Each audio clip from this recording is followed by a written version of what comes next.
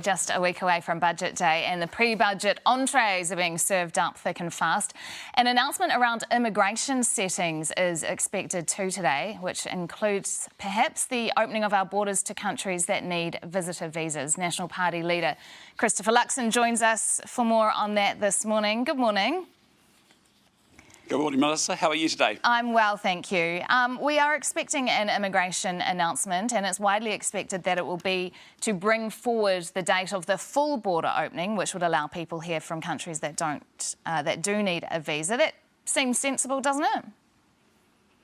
Oh, absolutely. National's been calling for that for some time. I think it makes great sense to pull forward the non-visa waiver countries into a much shorter time frame. I think the other thing that would be great to see is just the removal of the pre-departure tests as well. I think it would make the tourism experience much more frictionless and a lot less difficult for people to deal with. Of course, the big challenge is once we get the tourists here is actually have we got the critical and essential workers to actually support the industry. And having spent a bit of time in Rotorua and Queenstown the last couple of weeks, I think the wait staff, the housekeeping staff, all those backpackers that we used to have working in the sector are really important, because if we don't have them here, then actually our quality of service that we offer as a tourism proposition to our overseas visitors could diminish, and that wouldn't be good. Okay, so it's sounding like potentially July we could have everybody welcome here. Is that a reasonable time frame to be able to get ready to process those visas? Well, look, I think the big challenge is that Immigration New Zealand seems to be really struggling with actually processing visas. It looks like they're going at sort of half the rate that they had planned to. And so the combination of opening up the border coupled with all the backlog on the other visas that we need for critical and essential workers is a bit challenging. But the bottom line for me is we just need them here as fast as we can. And so that's really a pacing item for the Immigration Department. But ultimately, we're very supportive of it. I think it's a good idea.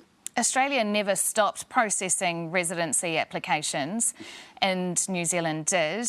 Was that a sensible thing to do, or has that impacted the number of skilled workers we've been able to attract and retain here? Well, look, I think, Mel, if you just take a step back, across every sector, across every region of this country, we are massively short of workers. And essentially, the government and the Immigration New Zealand Department have had 2 years to sort of get organised for this. And now we're really struggling, and we've got a massive backlog. And the problem with that is that there's actually a global war for talent going on. So we're competing with countries like Canada and Australia. And if you actually want the best to come to our country, you've actually got to be the best in terms of an immigration service. And so, a lot of the focus in this announcement should be really around how is Immigration New Zealand going to pick up the speed, have the staffing in place to be able to process these visas much faster.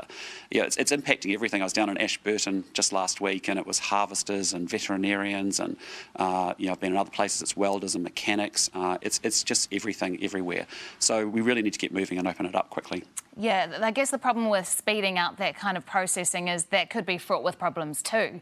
We want to open our doors but not allow a flood of anybody kind of unchecked, right? Yeah, absolutely. We need to make sure always that our immigration settings are very linked to our economic agenda. And that's one of the big challenges. If you want to build a more productive, higher wage economy, which we do, we want to be able to, get through this inflation cost of living crisis. One of the things you've got to do is have more productive growth in the economy and remove the bottlenecks. And one of the bottlenecks is actually immigration. You've got to balance, obviously, getting the workers here and making sure you're doing it appropriately and with all the right checks in place. But actually, it's just got so far away from the government, and essentially nothing's happened over the last 2 years, and we're not really ready or prepared to step it up. And that's what we really need to see in the announcement today. When was the last time you travelled overseas? It was pre-COVID, a long time ago, several years ago. I've had a number of friends shoot to Australia in recent months, and one of the things they just play back to me is actually trying to get that supervised RAT test out of Sydney to return back home after a weekend in Australia is actually quite tough and quite difficult. So I think that's the other reason why I'd quite like to see those pre-departure tests removed. I don't think they're adding a lot of value.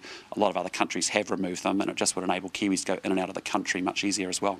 You've copped a bit of flack in the past when you've brought up your previous life as Air New Zealand boss, but I'm going to bring it up for you this morning. But I'm going to reference an opinion piece by broadcaster Paul Henry, who has said that the CEO and the chair of Air New Zealand need to go. Do you agree with that? All I'd say to you is Air New Zealand is my most favourite company in New Zealand. It's got the best people working in it in New Zealand, and I think the Chair and CEO have done a pretty good job in very formidable and challenging times. But he's claiming, this is Paul Henry, is claiming that the service hasn't been prioritised, you can't get a call answered, they can't satisfy demand. I mean, you can't deny that's the case, surely. There aren't enough All I can flights. tell you is, I speak to Air New Zealanders each and every day, and I know all the effort that's going in behind the scenes from all the staff, from the CEO down, and everybody's doing a great job, I think, just trying to deal with what's been a very disruptive and difficult period. And I know they're massively determined to get the airline back on track again and out there in the world and taking Kiwis to the world and bringing the best of the world to us. Yeah, and I don't think anyone's denying it has been disruptive and it has been hard, and they are probably making their best efforts. But there's surely been enough time to prepare for this and to prioritise service for their customers? Well, I'm no longer the CEO of Air New Zealand, but just from an outside observation, I think the team there's doing a great job. OK.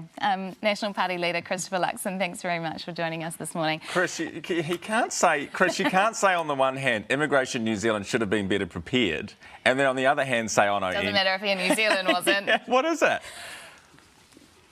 No, look, the real focus is let's get those visas processed and let's get people here in the country, get the critical workers we need. They have to have the flights, productive, though. Growing faster. Yeah, what plane will they fly on, Chris, to get here? The planes will follow. The planes will follow, I tell you.